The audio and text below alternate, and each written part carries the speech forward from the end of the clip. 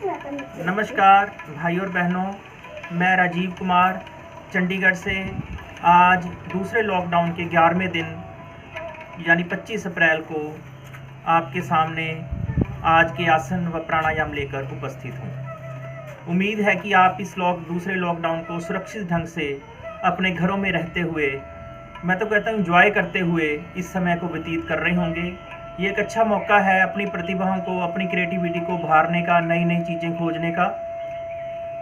जैसा कि हमने पिछले 10 दिनों में काफ़ी सारे आसन व प्राणायाम किए हैं, हमारे योग ऋषियों ने इन आसनों को इकट्ठा करके आसनों का एक समूह बनाया है जो कि बहुत ही महत्वपूर्ण है।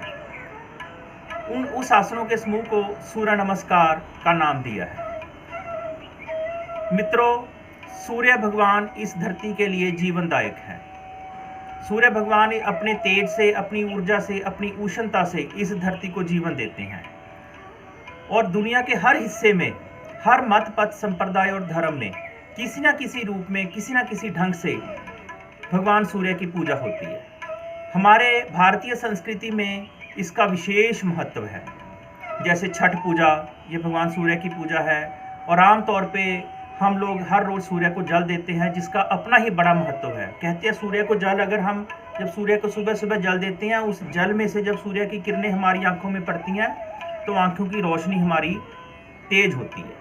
तो इस सूर्य नमस्कार को करना कैसे है, ये जो 10 आसनों का समूह है, इसका मैं अभी आपको करके दिखाऊंगा। तो सबसे पहले अपने आसन के अगले हिस्से में दोनों पैर आपके समानांतर हों, दोनों हाथ नमस्कार की मुद्रा में, दोनों अंगूठे आपके सूर्य चक्र के ऊपर लगे हों, ये बाजू जमीन के समानांतर। तो इसको वैसे तो मंत्र के साथ करते हैं, लेकिन अभी मंत्र के साथ हम लोग नहीं करेंगे, अभी अंक के साथ करेंगे। जब भी हमने शरीर को खोलना है तो श्वास भरना है, जब शरीर को इकट्ठा करना है तो श्वास को खाली करना है। तो सबसे पहले हम शुरू करेंगे। 1, धीरे धीरे ऊपर जाना, श्वास को भरना, अपने कानों, बाजुओं को कानों के साथ लगाना, पीछे झुकना।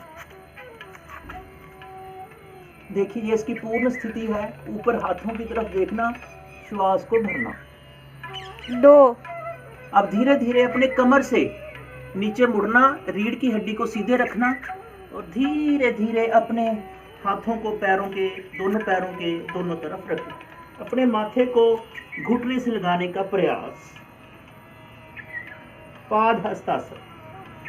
3, धीरे धीरे अपना जो बायां पैर है वो पीछे जाएगा और जो दायां पैर है उसकी पट और पिंजली मिलाने की कोशिश और निगाह अपनी 5-6 फुट तक देखना। अश्व संचालन आसन। श्वास को भरना।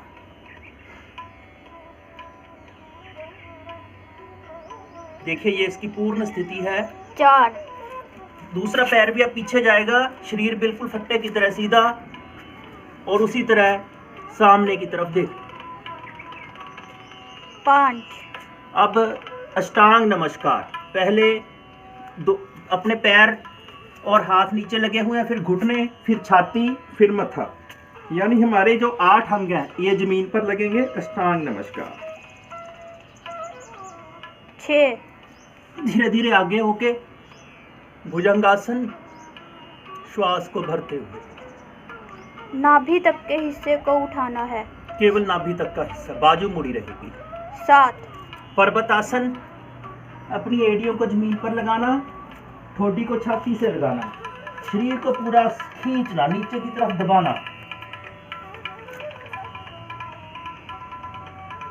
8, जो पैर पीछे गया था वो आगे आएगा और उसी तरह 3 की स्थिति।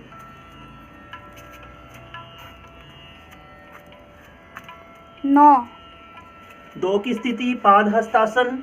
दोनों हाथ जो है वो पैरों के आसपास, अपने माथे को घुटने से लगाने का प्रयास। 10, श्वास को भरते हुए वापस। अब इसको एक बार मैं और थोड़ा तेज करके दिखाऊंगा, एक बार देख लेंगे कैसे करना है।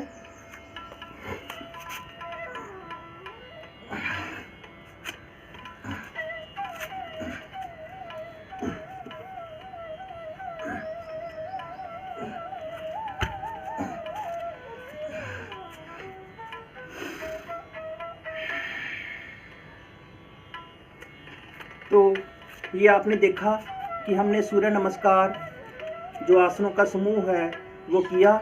इसको हम लोग कम से कम 13 बार, ज़्यादा से ज़्यादा जो स्वस्थ लोग हैं, नौजवान हैं, वो 25 बार, 30 बार, 50 बार, 100 बार तक इसको कर सकते हैं। इसको करेंगे तो देखेंगे कि आपके शरीर में एक अद्भुत एनर्जी, अद्भुत ऊर्जा का संचार होता है।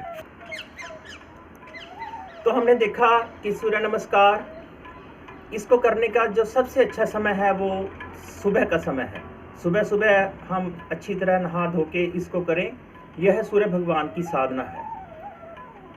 मित्रों, हम लोग जब एलोपैथी मेडिसिन लेते हैं, ठीक है, हमें मजबूरी में एलोपैथी मेडिसिन लेनी पड़ती हैं, लेकिन मेरे को ये लगता है कि 80% जो बीमारियां हैं उनका एलोपैथी में कोई ट्रीटमेंट नहीं है, वो केवल उनको मेंटेन करती हैं। एक छोटी सी समस्या है जो कि बहुत लोगों की है, हमारी आंखों के चारों तरफ काले धब्बे पड़ने। बहुत लोगों के, विशेष तौर पर लेडीज़ की आंखों की तरफ काले धब्बे हो जाते हैं। तो इन काले धब्बों को मिटाने के लिए हम अनेक तरह की जो है ऑइंटमेंट्स या दवाइयाँ खाते हैं, लेकिन इसका एक बड़ा ही सिंपल तरीका है। आप देखेंगे कि बड़ी जल्दी आपको इससे धीरे धीरे फ़र्क पड़ना शुरू हो जाएगा। दिन में 4-5 बार, सुबह सुबह, रात को सोते हुए, दिन में भी 2-3 बार अपने मुंह में पानी भरें इस तरह, और अपनी आंखों में पानी के छिट्टे मारें, ठंडे पानी के। तो आप देखेंगे कि महीने 1.5 महीने बाद आपकी आंखों के जो धब्बे हैं ये धीरे धीरे फेंट होने शुरू हो जाएंगे और ये धीरे धीरे ख़त्म हो जाएंगे। तो इस तरह जो आंखों के धब्बे हैं इनको दूर करने का ये बहुत ही अच्छा तरीका है। तो ये उम्मीद करता हूँ कि आप करेंगे। हमने एक प्राणायाम किया था पहले, गर्मी में मैंने कहा था कि ये प्राणायाम करना अत्यंत ही लाभकारी है। प्राणायाम का नाम है, 2 प्राणायाम हैं, शीतली व शीतकारी प्राणायाम। जिन लोगों को बहुत ज़्यादा गर्मी लगती है उनके लिए अत्यंत लाभकारी है, मुंह सूखा रहता है उनके लिए अत्यंत लाभकारी है। तो शीतली व शीतकारी प्राणायाम। शीतली प्राणायाम कैसे करना है? अपनी जीभ को बाहर निकालना है, गोल करके नाली की तरह इसको, फिर इसमें से श्वास भरना है। आप देखेंगे, आप अंदर एक ठंडक महसूस करेंगे अपने अंदर। हमारे अंदर जो बीमारियां लगती हैं वो तब लगती हैं, कहते हैं कि जब हमारा मैदा, उसमें गर्मैश आ जाती है, उसमें गर्मैश पड़ जाती है। तो ये शीतली शीतकारी हमें बहुत सारी बीमारियों से को दूर करता है। विशेष तौर पे जिनको वेदर चेंज से प्रॉब्लम रहती है, वेदर एलर्जी रहती है, उनके लिए बहुत लाभदायक है। गर्मी में इसको खूब करें तो आपको अत्यंत लाभ मिलेगा। देखेंगे कैसे करना है। अपनी जीभ को बाहर निकालें, लंबी गहरी श्वास भरें, कुछ क्षण रोकें, अपने अंदर ठंडक का अनुभव करें, पूरी श्वास को अंदर तक जाने दें, धीरे धीरे खाली करें। एक बार पुनः,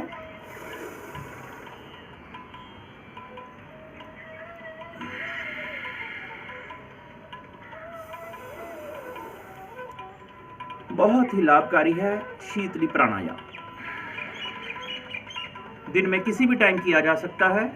इसी तरह शीतकारी, अपने दोनों दांतों को जोड़ें, जीभ को अंदर की तरफ मोड़ें, पूरा जोर से आवाज के साथ श्वास को अंदर भरना, मुंह से, नाक से खाली करना।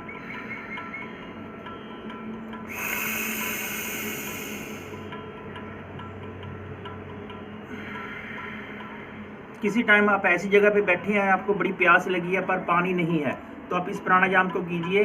देखिए आपको जो है वो प्यास आपकी कुछ समय के लिए रुक जाएगी।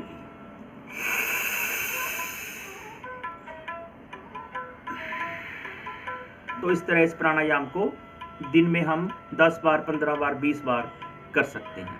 पानी भी दिन में ज़्यादा से ज़्यादा, कम से कम 2 से 3 लीटर पानी अवश्य पिएं। एक मेरा आपसे और अनुरोध है, देखिए हम जो पुराने लोग थे, वो जैसे हम पुराने घरों में, आज भी गांव में जो माताएं और बहनें हैं वो नीचे चूल्हे पे बैठ के खाना बनाती हैं, लोग नीचे बैठ के खाते हैं और वो लोग नीचे सोते थे। लेकिन हमने अब क्या किया, हमने ज़मीन को छोड़ दिया। आज खाना खड़े होके बन रहा है, हम लोग डाइनिंग टेबल के ऊपर, और फंक्शनों में, विवाह शादियों में तो हम खड़े होके खाना खाते हैं, और इसी तरह हम बेड पे सोते हैं। और इवन जो टॉयलेट है वो भी हम इंग्लिश सीट यूज़ कर रहे हैं, जिससे आज दुनिया में एक बड़ी संख्या को घुटनों की समस्या है। तो मैं आपसे अनुरोध करूंगा कि हम कम से कम खाना जो है वो बैठकर चौंकड़ी मारकर खाएं। अगर नीचे ज़मीन पर आसन बिछाकर खाएं तो अत्यंत लाभकारी है। सोने का ठीक है कि हम नीचे नहीं सो सकते, लेकिन टॉयलेट के लिए मैं ज़रूर आग्रह करूंगा कि हम लोग इंडियन सीट का प्रयोग करें और विशेष तौर पर पानी भी खड़े होकर ना पिएं। पानी जो व्यक्ति खड़े होकर पिएगा उसको एक घुटने हर हालत में ख़राब होंगे ही होंगे, और पेशाब भी हम लोग खड़े होकर ना करें। तो इन चीज़ों का अगर हम, छोटी छोटी चीज़ें हैं, इन चीज़ों का अगर हम अपने दिनचर्या में इनको लाएंगे और ध्यान रखेंगे तो अवश्य ही हम एक स्वस्थ जीवन जी सकते हैं, निरोग जीवन जी सकते हैं। तो आज पूरी दुनिया जो है वो योग कर रही है, पूरी दुनिया से लोग योग करके स्वस्थ हो रहे हैं और अपनी इम्यूनिटी बना के बीमारियों से बच रहे हैं। भारत की ये एक अद्भुत देन है दुनिया को, तो हम लोगों को भी ये योग करना चाहिए और अपने आप को स्वस्थ रहना चाहिए। इसी आशा के साथ आज के दिन के लिए मैं आपसे विदा लेता हूँ। कल फिर एक नया आसन और प्राणायाम लेकर आपके सामने उपस्थित होंगे। धन्यवाद। जय भारत।